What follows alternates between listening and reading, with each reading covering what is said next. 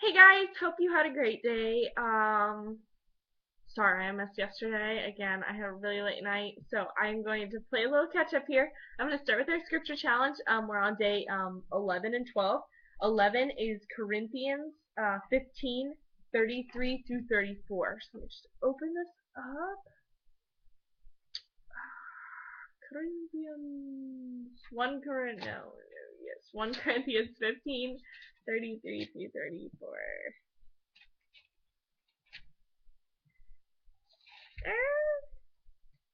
33, I found you. What?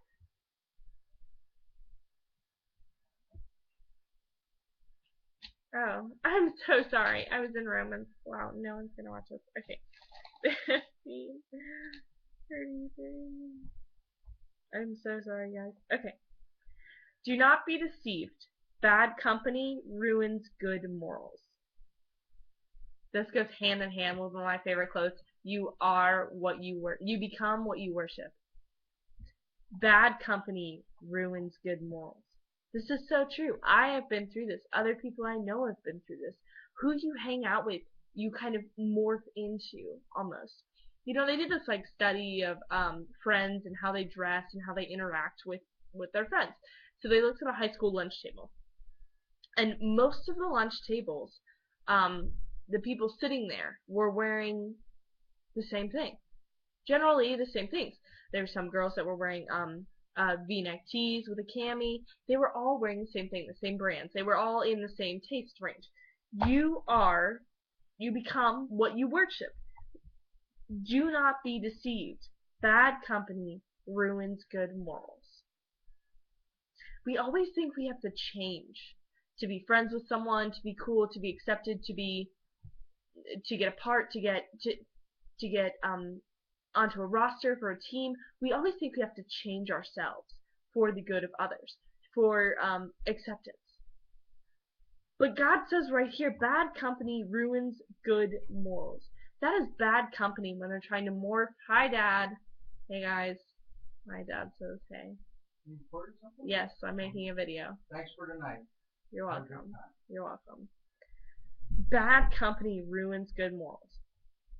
So when we allow ourselves to become these wavering people, these people that will change what we are to be accepted, to get these little things, to get this gratification for pleasure, we aren't following God's will. We aren't seeking God. We aren't seeking the truth. We aren't being love. So that's one for you. Now, day 12 is 2 Corinthians 6:14. Huh, that's my birthday. 6:14. Okay. Do not be mismatched with unbelievers. For what partnership is there between righteousness and lawlessness? Or what fellowship is there between light and darkness? Let me read this again. Do not be mismatched with unbelievers. For what partnership is there between righteousness and lawlessness? Or what fellowship is there between light and darkness? I actually don't know what to say to that one. I'm gonna have to meditate on that. I will post what my thoughts are. I'm gonna have to pray on that a little while. Do not be mismatched with unbelievers. I will definitely talk about this in my next video. What I really want to talk about, so my ex-boyfriend and I had a conversation on the phone, and I didn't realize all that he was kind of going through right now, and so I'm gonna talk about discernment. In our society, when you meet adults, your friend, when you meet your friend's parents, your boyfriend, your girlfriend's parents, they're always like, oh, where are you going to school? Where are you going to college, and what are you going to study? Why is that always the immediate question?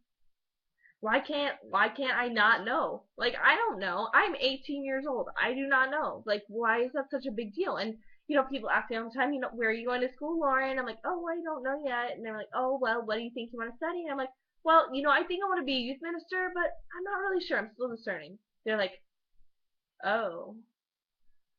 Well, you should get started on that. You should probably look around. You're going to run out of time. No, I'm not going to run out of time. There are plenty of time for me to take classes, to sit into a classroom and listen to a teacher talk. I mean, come on. But so often this tears us down. Not knowing God's will, not knowing what his plans are for us, tears us down. I know, I've been there. I felt that. I used to love acting. Felt like that was what I was meant to do. It was my passion. I loved it. I thought I was good at it. I mean, I don't know, but I thought I was good at it. And then my heart changed. We are wavering people right now as teens. Our tastes change one week to another. We really don't know what we want in life, but that's what God's here for. God is here to carry us when we can't walk, when we don't know which direction to walk in. So I'm gonna give you some tips about discernment that I've spoke about as well as I've heard. Um, but yeah, here's just some things to remember. I'm gonna open with a quote. It's in Matthew 7:16 through 20. You will know them by their fruits. Are grapes gathered from thorns, or figs from thistles? So every sound tree bears good fruit, but the bad tree bears evil fruit. A sound tree cannot bear evil fruit, nor can a bad tree bear good fruit. Every tree that does not bear good fruit is cut down and thrown into the fire. Thus you will know them by their fruits. And Oswald Chambers said, God does not exist to answer our prayers, but by our prayers we come to discern the mind of God. Another cool one that I really loved, I don't know who said it, I don't really remember, but someone once said, our prayers are not meant to persuade God to change his plans. They are meant to change our hearts to conform to God's will. So, there you go. The first question you want to ask yourself when you're discerning a vocation or a relationship, does it conform to God's will? Does it contradict anything that Jesus has spoken to us through scripture or teaching or anything? Does it go along with the Ten Commandments? Would it break any of them? Would it change your morals? Would it change you? Excuse me. Does it encourage conversion? Evangelization, like that's what we are here for. We're here to love. We're here to turn people to the truth, to God's light and his love. Another thing to remember is, will it bring you closer in your relationship with Christ? And when considering a vocation, that's a heavy question. There are a lot of jobs out there that are going to force you to sin, going to force you to lie, going to force you to cheat in one way or another, even if it's subconsciously, you're going to be doing it. So that's not going to help you grow your relationship with Christ, and it's not going to evangelize, it's not going to convert people.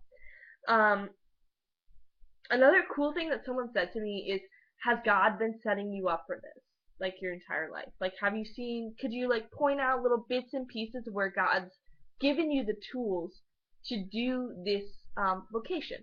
And I'm thinking, wow, you know what? I feel like I'm a good speaker. I'm a strong speaker. I've gained some confidence over the years in myself and my appearance and my morals, my faith. I love to sing, so being a worship leader on top of a youth minister would be awesome. Awesome. But yeah, has God been preparing you for this your entire life? So being on stage, being in theater has definitely helped me. I mean, like, I don't want to get in front of like 500 kids if I can't even get on any type of stage in front of anyone. So yeah, first question, does it conform to God's will? Second question, does it encourage conversion? Third question was what I said, like, is it consistent with what God has been preparing you for? Has he asked me to take on this task in the past? Does it seem fitting to the kind of person I am and my strengths and my weaknesses? Does it involve using your talents to build up and support the church and those around you? And has God ever spoken to me this way before? So those are just important questions to consider when you're thinking about if God has kind of prepared you for this. Is this consistent with his plans that he's done for me in the past? And then the confirmation. The confirmation of, this is what I want you doing. I have battled with vocation. God has blessed me with a lot of great talents, Thought maybe I wanted to be a teacher. Thought maybe I wanted to be a special education teacher. I love working with special ed kids, and excuse me. And so I was at Steubenville conference in adoration, and here I am. I'm really deep in prayer, and I'm like, God, show me a sign. If you want me to be a youth minister, show me. Like, just tell me. Just scream it. I will hear you. And at that moment, I lifted my head, and the monstrance was at the other side of the room, the exact opposite side of the room. Looked up, and I looked at the monstrance, and his light it blinded me. And in that moment, I felt him like looking back at me, like I was glancing at him, but he was glancing back at me. And that was my affirmation that yes, Lauren, this is what I've called you to do.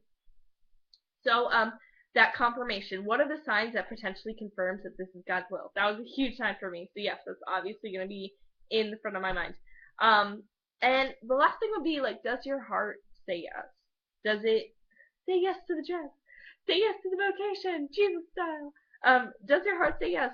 Is this something that you could see yourself loving and serving the Lord every minute of doing this thing, being in this relationship? Now, discernment, people get confused because they feel like discernment's, it's only for vocations, like religious life or whatever you're considering.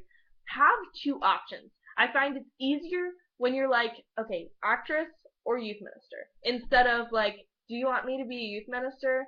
Give him the option to close the door. When he has the opportunity to close the door that you're looking at, it points you closer to what he does want you to do and what is perfect and pleasing and is his will. So yeah, definitely do that. And remember, this is a really cool scripture. It's in 1 Corinthians 14:33. For God is not a God of confusion, but of peace. He's not trying to confuse you. He's not trying to make you struggle. He does not want you to be depressed because you don't know what he wants you to do. He is a God of peace. He wants you to be successful. He loves you. He loves you. Whatever your parents want for you because they love you so much, he wants for you. He wants you to succeed. He wants you to love. He wants you to be loved. He wants you to experience things. He is not a God of confusion. So just remember that.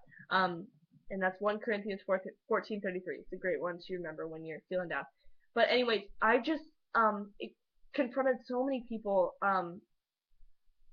Encountered so many people that are just so frustrated and tore up and don't know what they're gonna do with their lives. And I feel like I'm so annoying because my answer to everything lately has been talk to God. God has your plans. God's got your blueprint up there. He's looking at it like, he has no idea what's coming. Talk to him. He will speak to you. He will give you the answers. He will guide your heart. He will guide you to whatever is perfect and pleasing in his will. So yeah, discernment, it's tough. It is tough. But trust in him. It's the hardest thing ever. It's really difficult, but that's what we have to do to really discern what his will is, what he wants for us. And we have to know that whatever God has planned for us is the best thing for us and will make us the most happy, the most joyful, the most peaceful person, and make us radiate his love even more. So yeah, guys, that's what I've got. Do not fret. He's with you all the time. Do not worry. Do not fear. Do not fear, says the Lord, for I am with you. So guys, that's all I've got. I hope you have a wonderful night. Thank you for watching my video. I'm sorry I was so unorganized in the beginning. I'm praying for you guys every day when I wake up. Praying for all my viewers, my watchers. So yeah, have a great night. Sleep well.